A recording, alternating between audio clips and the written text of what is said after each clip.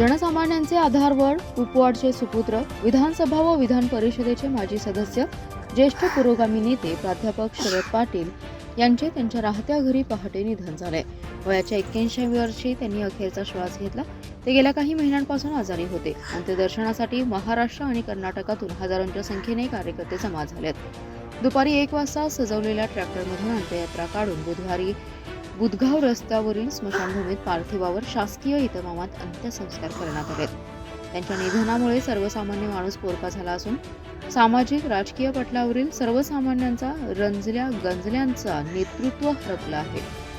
कुपवाड परिसरातील सर्व व्यावसायिकांनी, व्यापाऱ्यांनी 1 दिवसाचा दुखवटा पाळत सर्व व्यवहार बंद ठेवले. सामाजिक, राजकीय, शैक्षणिक, वैद्यकीय क्षेत्रातील व्यक्ती, पुरोगामी चळवळीतील नेते, कार्यकर्त्यांनी पार्थिवाचं अंत्यदर्शन घेण्यासाठी गर्दी केली होती. बुधगाव रस्त्यावरील जैन समाज स्मशानभूमीत त्यांच्यावर शासकीय इतमामात मानवंदना देऊन अंत्यसंस्कार करण्यात आले. यावेळी प्रशासनाच्या वतीने प्रांताधिकारी उत्तम दिघे, तहसीलदार अर्चना पाटील, पोलीस निरीक्षक अविनाश पाटील यांनी पार्थिवावर पुष्पचक्र अर्पण केलं. यावेळी आमदार सुधीर गाडगे, माजी खासदार राजू शेट्टी, माजी मंत्री अण्णा डांगे, माजी मंत्री सदाभाऊ खोत, माजी मंत्री प्रतीक पाटील, समित कदम, माजी आमदार नितीन शिंदे यांच्यासह परत जिल्ह्यातील पक्षाचे कार्यकर्ते, शहरातील सर्वपक्षीय नगरसेवक, पदाधिकारी यांनी पार्थिवाचं दर्शन घेतलं.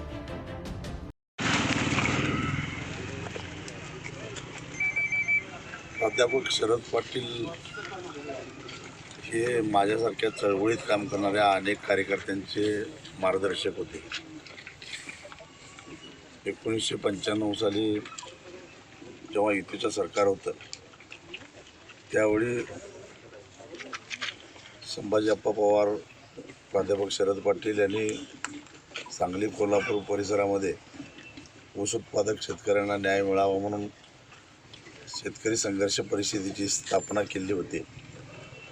आणि त्या काळामध्ये त्या चळवळीमध्ये येऊन आम्ही खऱ्या अर्थानं चळवळ कशी करायची हे आम्ही शिकलो. आणि त्या चळवळीमुळे 1995 साली युती सरकारला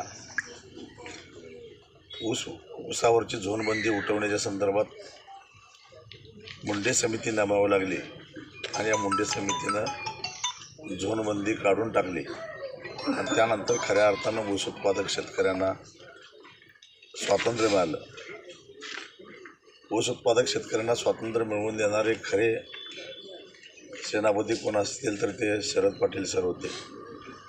कारण त्या आंदोलनामुळंच, विशेषतः अंकलकोपमध्ये झालेला गोळीबार असेल किंवा त्या सगळ्या संघर्षामुळं ऊस उत्पादक शेतकऱ्याला कुठंही ऊस घालण्याची मुभा मिळाली.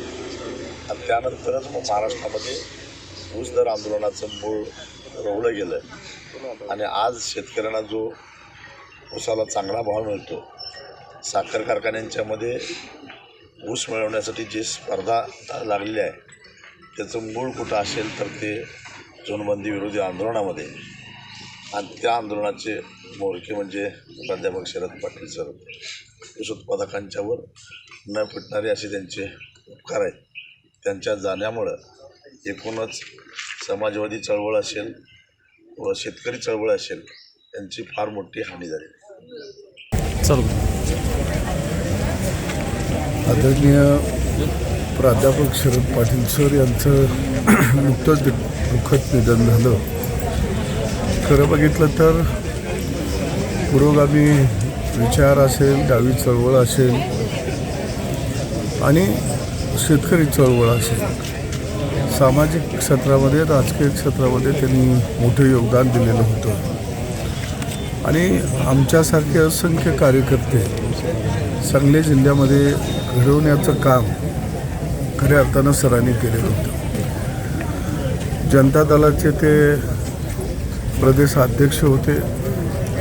सभागृहामध्ये शेतकऱ्यांच्या प्रश्नावरती खऱ्या अर्थानं त्यांनी आवाज उठवलेला होता.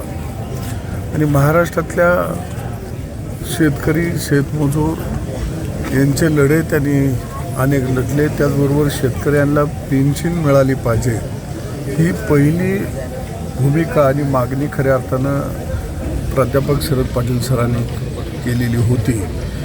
आणि ते एवढे साधी राणी होती त्यांची आणि मृत्यू अशा असणारं हे व्यक्तिमत्व होतं. माझ्या स्वतःच्या मरणपूर या गावामध्ये ते 3-4 वेळा आलेले होते. सामान्य कार्यकर्त्याला आधार देणं, धीर देणं, त्याला बळ देणं हे काम त्यांनी त्या काळामध्ये आमदार असतानाही केलं आणि नंतरही केलं. निश्चितपणानं एक आमचा मार्गदर्शक हरपल्याचं दुःख आम्हा सगळ्या परिवाराला आहे. एक आमच्या कुपवाडामध्ये एक प्रतिष्ठित आणि आम्हा तुमचं सर्वांचे लोकप्रिय असे शरद पाटील सर यांना प्रामुख्याने आम्ही सर म्हणूनच बोलतो आहे. कारण अगदी लहानपणापासून आम्ही एकमेकाच्या जवळ असणारी माणसं. इलेक्शनच्या वेळेला जरी विरोधक असलो तरी मैत्रीच्या वेळेला मैत्री असायची आणि गावात कुठलंही सार्वजनिक काम निघालं की आम्ही एकत्र यायचं आणि ते करण्याचा प्रयत्न करायचा. असं आम्ही करणारी ही मंडळी आज आपल्यातून ते निघून गेले. सरांची आठवण प्रत्येक वेळेला अनेक क्षणोक्षणी येते. या सरांच्या आठवणीसाठी 1-2 उदाहरणं द्यायची म्हटली तर मग शाळेच्या कुठलाही कार्यक्रम असू दे की गावातला कुठलाही जैन धर्मीयांचा कार्यक्रम असू दे, याकरता अत्यंत एकत्र यायचं आणि त्यावेळेला राजकीय सगळं मतभेद बाजूला ठेवायचं आणि काम करायचं असं पहिल्यापासून त्यांची प्रतिजी होती आणि त्यांनी ती पहिल्यापासून सांभाळलं आहे. असे आज नेते आमच्यातून निघून गेलेत. अत्यंत कुपवाडच्या या परिसरामध्ये गावातल्या सर्वांमध्ये शोककळा पसरलेले आहेत. आम्हाला सर्वांना त्याचं अत्यंत दुःख